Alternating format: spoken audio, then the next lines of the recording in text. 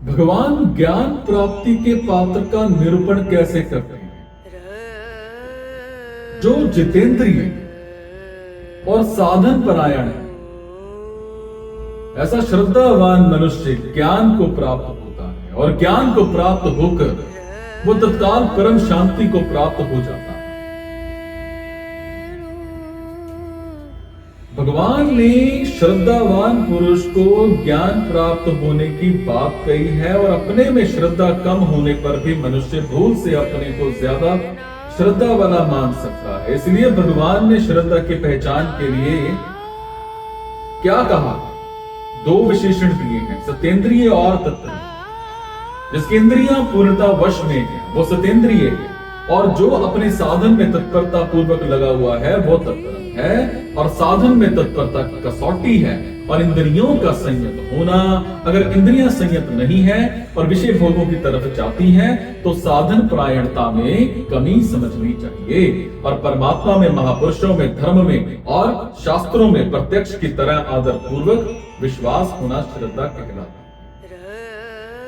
जब तक परमात्म तत्व का अनुभव ना हो तब तक परमात्मा में प्रत्यक्ष से भी बढ़कर विश्वास होना चाहिए। और वास्तव में परमात्मा से देश काल आदि की दूरी नहीं, केवल मानी हुई दूरी। और दूरी मानने के कारण ही परमात्मा सर्वत्र विद्यमान रहते हुए भी अनुभव में नहीं आ रहे।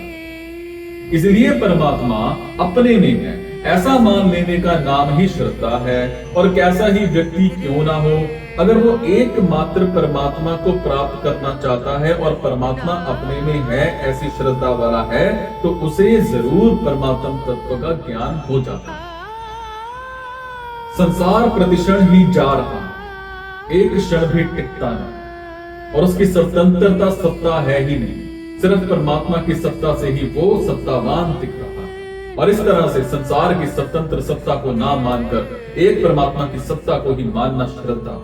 पर ऐसी श्रद्धा होने पर तत्काल ज्ञान हो जाता है। जब तक इंद्रियां संयत ना हो और साधन में तत्परता ना हो, जब तक श्रद्धा में कमी समझनी चाहिए तब तक। और अगर इंद्रियां विषयों की तरफ जाती हैं तो साधन में तत्परता नहीं आती। साधन में तत्परता ना होने से दूसरे की प्रायणता, दूसरे का आदर होता है। और जब तक साधन प्रायणता नहीं होती तब तक श्रद्धा भी पूरी नहीं होती।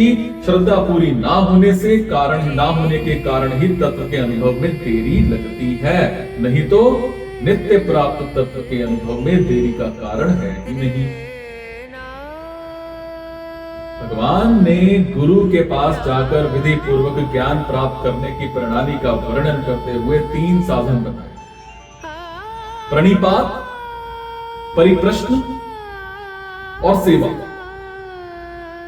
यहां भगवान ने ज्ञान प्राप्त करने का एक साधन बताया है, श्रद्धा। गुरु के द्वारा सिर्फ ज्ञान का उपदेश देने की बात आई, उपदेश से ज्ञान प्राप्त हो जाएगा ऐसी बात वहां नहीं आई। ज्ञान प्राप्त होने की बात आई है। मतलब यह है कि 34वें श्लोक में कहे साधनों से ज्ञान प्राप्त हो जाएगा ऐसा निश्चित नहीं है, परंतु इस श्लोक में कहे साधन से निश्चित रूप से ज्ञान प्राप्त हो जाता है। कारण ये है कि 34वें श्लोक में कहे साधन बहिरंग होने से, कपट भाव से और साधारण भाव से भी किए जा सकते हैं, परंतु इस श्लोक में कहा साधन अंतरंग होने से, कपट भाव से और साधारण भाव से नहीं किया जा सकता। इसीलिए ज्ञान की प्राप्ति में श्रद्धा मुख्य है। ऐसा एक तत्व या बोध है जिसका अनुभव मेरे को हो सकता है और अभी हो सकता है, और यही वास्तव में श्रद्धा है। तत्व भी विद्यमान है, मैं भी विद्यमान हूं और तत्व का अनुभव करना भी चाहता हूं, फिर देरी किस बात की? देरी किस बात?